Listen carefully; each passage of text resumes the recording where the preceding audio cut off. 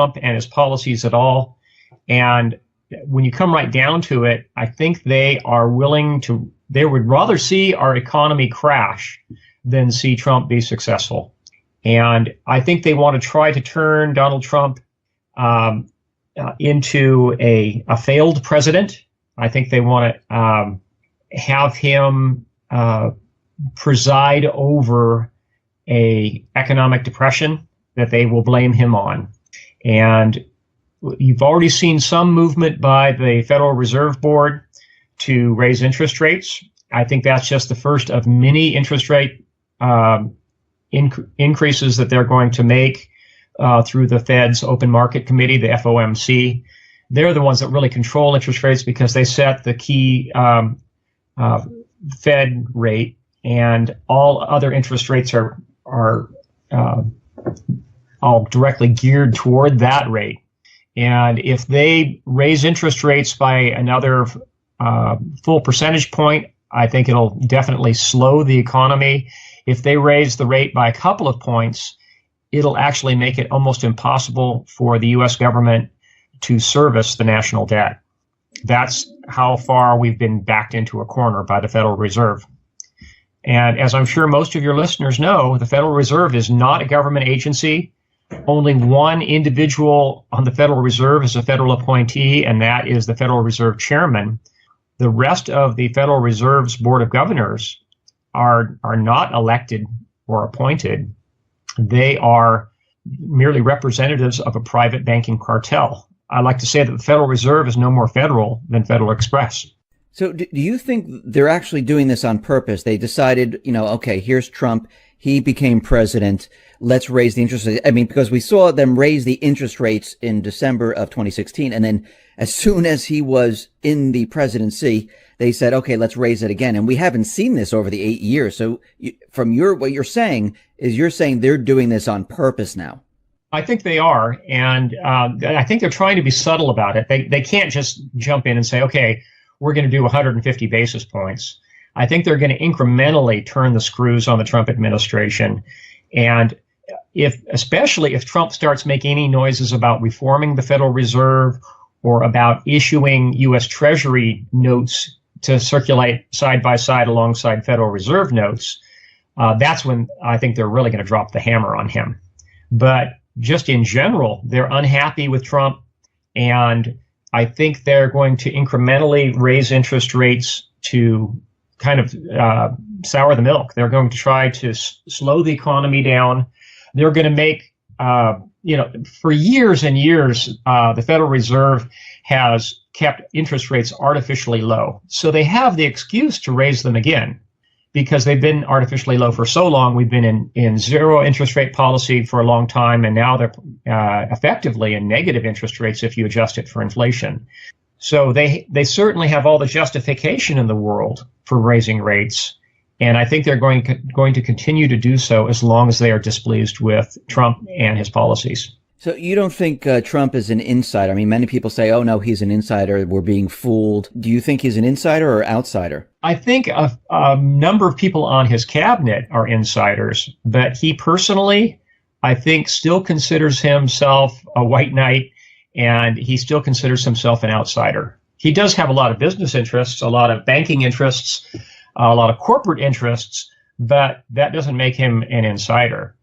I don't think he is. If you want to see an insider, look at people in the mainstream media like Andrea Mitchell, who's married to Alan Greenspan, for goodness sake, or look at the nepotistic relationship between the Federal Reserve and the U.S. Treasury and the federal regulators on the Securities and Exchange Commission. It's like a revolving door. We had the debt ceiling date come up on March 15th, and it wasn't even out in the corporate media. No one really even mentioned it, actually. Just kind of blew by and nothing really happened. We haven't hit the $20 trillion mark. I mean, during Trump's campaign, he says, the debt ceiling shouldn't have been raised, and it was in the past, and he was kind of against it. What do you think he's going to do this time? Because eventually we're going to reach that $20 trillion, and we're going to run out of funds. So what happens? The president heads the executive branch. It's Congress that holds the purse strings. And unless he can get the cooperation of Congress, which he doesn't seem to have, and I think his attempts to disassemble Obamacare is prime evidence that he does not have the cooperation of Paul Ryan and the Republican majority Congress. The cooperation just isn't there. And unless all that he can really do is veto budgets and cause another crisis, as we saw a few years back, where there was a crisis over the federal debt ceiling, and we had no working budget. Beyond that, there's not a lot the president can do. Luckily, I think because Trump is a really good communicator with the public, a lot like Reagan was, I think he might make an appeal to the American people and urge them to insist with their Congress members that they hold the line on the budget, and that not only the executive branch but also Congress starts disassembling some of these federal agencies, starts scaling back federal spending, and puts the federal government's budget back close to being balanced. I think that's his goal, but I think that circumstances are probably going to get in the way of that goal, because there'll probably be a crisis, whether it's a foreign military intervention or whether it's a financial crisis or a monetary crisis. A cruel reality is going to step in and thwart his plans for scaling back government. In fact, if anything, if there is a crisis, it'll be used as the excuse for more government, bigger government, more deficit spending, and on we go. When you say crisis, like, just to tell everyone, what do you mean by crisis? Well, if it's a military crisis, it could be a out and out confrontation with North Korea. We could have a confrontation with Russia. We could have a proxy confrontation with Russia in Syria. There could be the Syrian civil war could spin into a regional war and then a world war. We could literally have World War III. And of course, the other imponderable is the situation with China and their territorial expansion in the South China Sea and their construction of artificial islands that are basically being used like giant aircraft carriers. There's any number of crises that could get completely out of control globally that could be used as the excuse for more government, bigger government, higher taxes, higher debt ceilings, the whole works. That's internationally. Domestically, we could have a monetary crisis. We could have a debt crisis, or we could have a financial crisis with perturbations in interest rates, as we alluded to earlier in this conversation. So there's any number of different crises that could come to the fore and basically push the Trump railroad off onto a siding.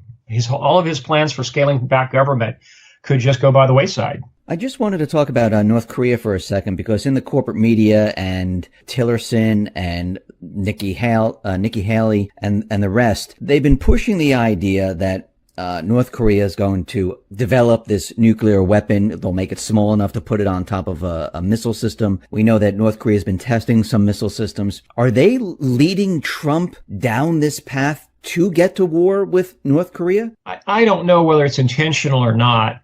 And a lot of the North Korean threat actually has been exaggerated.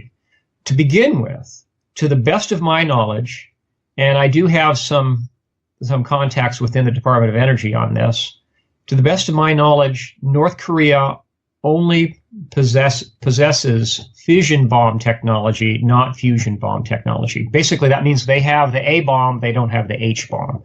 And for a real credible threat to the United States, where they might have a chance to actually challenge the United States and get into a nuclear standoff with the United States, they would have to have H-bomb technology, because traditional fission bombs, Hiroshima-style bombs, just don't match up. If they were to drop or deliver somehow a fission bomb to the United States, that would cause massive damage. but it would not take down the United States. In response, the U.S. would rain down multiple hydrogen bombs, mainly on Pyongyang and on military marshalling yards and major military complexes in North Korea. The response would be so devastating and so disproportionate that I don't think that Korea would even attempt it in the first place. Until they get into the fusion bomb arena, and until they have true intercontinental ballistic missile delivery means, and right now they really haven't demonstrated that, I don't consider them a credible threat. That's not to say that because Kim Jong-un is not absolutely bat Schumer crazy, that he might actually do something just on, just have a wild hair and just do it without any care to the consequences. That's always a possibility. But that's more or less a black swan event. Again, unless or until North Korea develops fusion bomb technology and true ICBMs, they're not a credible threat. And I think that any posturing that's going on right now within the administration or from within the Pentagon is just that, only posturing. From your sources, have you heard anything about the U.S. preparing some type of covert mission into North Korea? There are certain individuals. I haven't heard anything along those lines, and even if I had, I probably would admit it publicly. But no, I certainly have not. And I think it would be foolish for the U.S. government to do anything provocative, because if news of that got out, and then North Korea did detonate a fission bomb inside the United States, that would be not only the end of an American city, it would also be the end of the entire Trump administration. Trump would be run out on a rail. So they can't even plan for something like that and have that become public knowledge. To the best of my knowledge, there is no such planning going on. And if anything, I think it's just a matter of some retargeting that's going on right now, with MIRV missiles coming out of, Montana, Malmstrom Air Force Base in Montana, or coming more likely depressed trajectory MIRVs coming off of Trident submarines. With depressed trajectory, there's basically no warning before those missiles MIRV and then those warheads detonate on or above their targets. What is then the purpose of them continually pushing out the idea that North Korea is coming to get us? I think it's more political than anything else. And a lot of it inevitably goes back to the personality of the third generation of North Korean leaders with Kim Jong-un. He is a very unstable guy. And he's been parodied, he and his father were both parodied horribly by the American mass media, with the classic "I'm so Ronery" routine. He's easy to pick on, and he's easy to turn into the bogeyman to be afraid of by folks, especially, I hate to say it, there's some within the Pentagon who are actually playing up these fears. You don't think that maybe, I heard some talk about they were using some type of cyber warfare to redirect North Korea's missiles where they, flew them off into the ocean. They didn't work that well. I hate to say it, but you can't really use cyber weapons on a country that is essentially a dark country. If you look at a satellite picture of East Asia at night, you see this big black blob just north of South Korea. That's North Korea. And you see one or two little lights for Pyongyang, and that's it. North Korea is still essentially living in 1950s technology. Their level of automation is very low. Their computing systems that they have are discrete, isolated, essentially air-gapped systems. Unless you have a human agent who's going to insert a program, a virus or Trojan horse, worm, whatever, into the computing system that they use for their missile systems. And so far as I know, the missile systems they have are not long range. You're basically not going to be able to affect those computing systems. It's not like the Western powers that are where everything is interlinked and intertwingled. You really don't have the opportunity to get a virus into their system because all their systems are air-gapped. And frankly, I think that the vast majority of their systems are not even computerized to begin with. We're talking dumb atom bombs, dumb fission bombs that would be dropped from a plane or perhaps transported on a short to medium range missile. They just don't have the technology, and you can't exploit technology that doesn't exist. So the talk of, what you're saying is that since they're not as developed, all this talk about North Korea cyber attacking Sony and the rest is kind of hard to believe. Yeah, that's just not credible, simply because there just aren't enough computers in North Korea, and there's not enough connectivity from North Korea, except a bit through China, for them to even have a cyber warfare force that's in any way capable.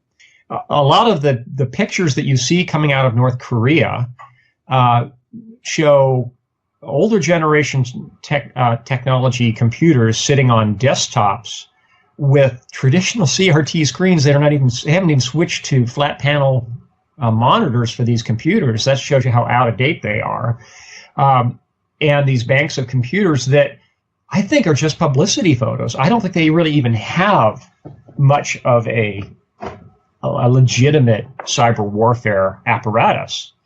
Unless China has somehow subsidized and provided them the technology, I don't think it even exists. I wanted to talk about being prepared. A lot of people ask me, what should I do? And I know that you've written many different books on being prepared and different scenarios that might arise. I wanted to know, are there different plans if there was an economic collapse compared to a countrywide terrorist attack, compared to maybe an EMP detonation or a war or a nuclear war? Are there different ways to prepare, or are they all the same? They're all essentially the same, because the real linchpin, if you look at any of those scenarios, is the American power grid. And there's three grids: an Eastern grid, a Western grid, and a Texas grid.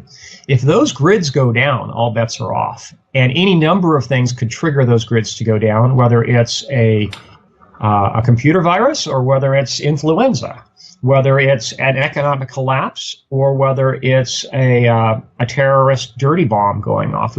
There's a number of different things that could start a cascade of events, a chain of events that would end up with the power grids going down. And because we have a society that's so incredibly complex and dependent on computing and electronic banking, electronic inventory control, the whole works, it's all so dependent upon the internet and on the power grid.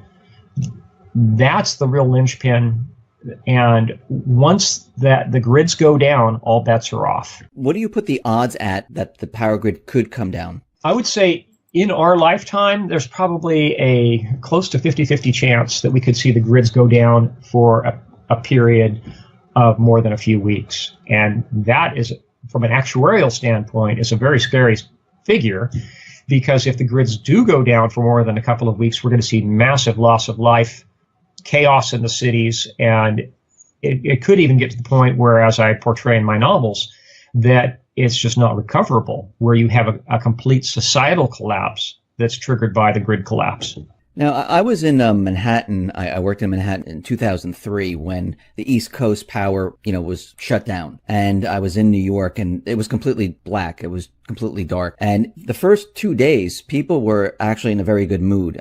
Stores and bars, they were selling beers for like $1 or things like that, because they're trying to get rid of their supplies because they had no refrigeration. What I did notice, though, in New York is a lot of the office buildings who had generators, they didn't have the fuel to continually keep them operational. After a couple of hours, the building started to go black, and on the second day, they couldn't get fuel in there to keep them operational. I mean, when you're saying if there is a grid down type of scenario, what should we expect? Day 1, day 2. I know what I saw in New York. Day 3, day 4. What are we going to see? Well, the crucial thing is around day 3, where the gravity tanks for the domestic water supply start to run dry. Most people don't realize that most of the water systems for the cities is not gravity fed. There's only a few cities in the United States that have gravity fed systems from end to end. And one of those is San Francisco, for example. That water all comes from high up in the Sierra Nevada mountains, and it's gravity fed all the way from the dam, all the way to people's taps in San Francisco. But cities like that are a tiny minority. Most cities require grid power to pump water up to gravity tanks that then serve the lines. And if there's a grid down situation, the pumps stop running. The gravity tanks will be dry in about 3 or 4 days. And that's where the real crisis sets in, because not only do you have people without water and desperate and fleeing the cities, you also have a public health nightmare because toilets are no longer flushing, and we have a society that's highly urbanized and accustomed to being urbanized. They don't know how to revert to digging latrines and slit trenches and such. They just don't have the common sense not to foul their own open water supplies. So all the creeks, the ponds, the streams will all be fouled by human waste. And very shortly after the civic water supplies are disrupted, we're going to have a public health nightmare. We're going to have huge epidemics that spring up very quickly. So in this power grid scenario, do you see people on the move, like leaving their area? Yes, especially starting in the Southwest, cities like Phoenix and Tucson, where people will immediately recognize, hey, we're out of water and we're going to die. They're going to hop in their cars and go. And you're going to see the highways and freeways turn into massive linear parking lots very quickly, starting in the Southwest and then eventually all over the country, because even people who are on well water, even people who are on well water with a backup generator, a lot of them don't realize that their well pumps are 220 volt well pumps and their backup generators are 120 volt AC generators. They can't run their well pumps. So a lot of people have this false sense of security that they're prepared. Even some people in that category are going to end up as refugees. The loss of life that we stand to see from this will be huge. There'll be massive dislocation of people. There'll be just a huge segment of our population has chronic medical conditions. They're either dependent on insulin, on CPAP breathing machines, on medical oxygen, on kidney dialysis.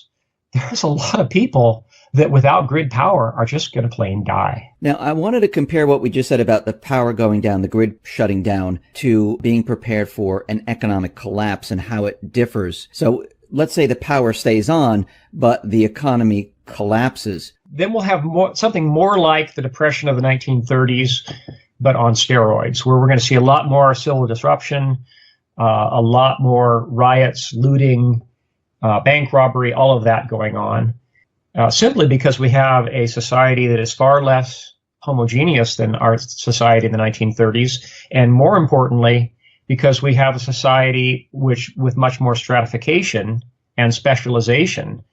Back in the 1930s, still 20% of American families were actively engaged in farming, fishing, or ranching. Now 1% of the population is feeding the other 99%. And because of that, we really don't have the opportunity to revert. People don't have the country cousins they once had. And if we have an economic collapse, the level of starvation is going to be huge. And the concomitant level of civil disruption is going to be enormous. it's going to make the Depression of the 1930s seem mild by comparison. Now, do you think people would stay in one spot during an economic collapse? Because during a power grid, you say they'll be on the move. With an economic collapse, you think more people will stay in their homes and hunker down? Yes, much larger portion of our society, folks will just stay at home, stay glued to their televisions. They'll in the big cities, there'll be a lot of huge riots and protests, and maybe even some organized looting that goes on. But the majority of people are going to stay put if it's simply an economic collapse and it's grid up. But again, if it's grid down, all bets are off, because then the great golden horde migration takes place. The people that are staying home in the economic collapse, if the grid is up, will they have problems getting food? Will they have problems getting water? Will they have problems? I mean, because if there is an economic collapse, what about the electrical facilities, the gas facilities? Is everything still operational? Even if it's grid up, there's still a tipping point that takes place. And that is, if the drivers of the 18-wheel trucks that deliver groceries to the big cities every day no longer feel safe driving into those cities because of widespread rioting and looting, if they're afraid that they're going to become the next Reginald Denny and be pulled out of their truck and see their truck looted, they're simply not going to drive into those cities. That's the tipping point where even if it's grid up, we could still see a full-scale societal collapse. Let me take this one step further. What happens if we get into war? Because there's a lot of war talk out there. And during World War I, World War II, war was really fought overseas. The people who were living in the United States really didn't see anything. If there's a World War III scenario, will the war be contained overseas? I don't think so. No, I think at the very least, we're going to see a lot of terrorist events, or we could see the infiltration of terror teams from nation states, not just terrorist groups that are ideologically driven, but we could see nation state sponsored terrorist groups, more or less like the Spetsnaz, infiltrating to contaminate water systems, to set off dirty bombs, to spread biological warfare vectors. There's any number of different things they could do to cause tremendous chaos, but the majority of the targets will be in big cities. For anyone living in the suburbs, they might be partially affected.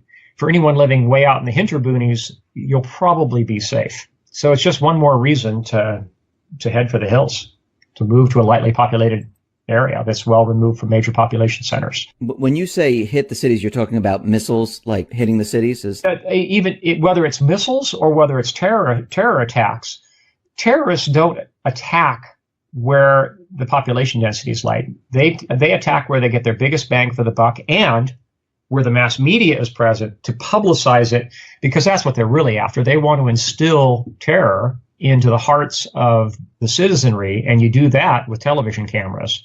So you go where the television cameras are, the big cities. So for your advice to people, when we talk about all these different scenarios, what is the best way to prepare for this? What should they have on hand? Well, people need to stock up, they need to team up, and they need to train up. People need to have at least a 3-month food supply on hand. I think 3 years is more prudent. And people need to team up with their neighbors, and they need to train up essentially to create like a neighborhood watch on steroids. And that is best done in a small town environment or in the countryside. Once you have a population over about 5,000 people, it's really hard to maintain any kind of law and order, because you kind of lose the whole concept of the we-they paradigm. I talk about that in my blog. If you go back through my blog archives at survivalblog.com, I posted an article a few years back that was called Mineshaft or Gemeinschaft. And I also did an article on the we-they paradigm. It's only when you have a small town that you have a sense of cohesion, and where you have the opportunity to essentially barricade a town and filter out the bad elements coming into the town, where you don't want to have gangs of looters coming into your town. It might even come to a situation where you have to roadblock cities, and you can only do that in a town that has a population of somewhere between 300 to 500 and a population of about 5 to 7,000. Any smaller than that lower number, and you don't have enough manpower to maintain roadblocks 24 hours a day, 360 degrees around a town. And any population higher than that, you lose the sense of cohesion. So it only leaves really a certain number of cities, small towns, that are a sufficient distance away from the major metropolitan areas that they're not going to be immediately swarmed, that are going to be your best opportunities. Those are your best locales for relocation strategically. James, thank you very much for being on the X22 Report Spotlight. I really appreciate it. Once again, how can people see your work and get your books? Again, it's at survivalblog.com, and all of my books are available at public libraries. I'm not here to sell books, but I've had 3 nonfiction books published, 2 of which have been bestsellers for Penguin. And I've also published 7 novels, 3 of which have been New York Times bestsellers. That's the Patriots series, and my new series is called the Counter Caliphate Chronicles. The first book of that has been published. But again, everything that I've been talking about here is available free of charge at my fully searchable website. It's a blog site called survivalblog.com. Please, folks, take full advantage of the resources there. Again, I'm not here to make a buck.